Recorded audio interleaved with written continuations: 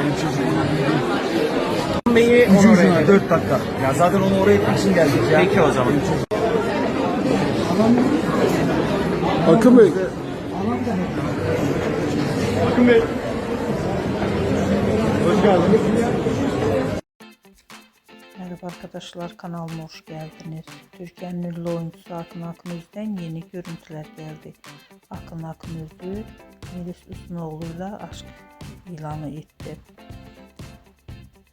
Veliaht'ın başrolünü oynayan ve yeni sezon için çekilecek çok sayıda diziden teklif alan Akın Akınöz'ü şu günlerde Aşk ve Taht dizisiyle görüşüyor.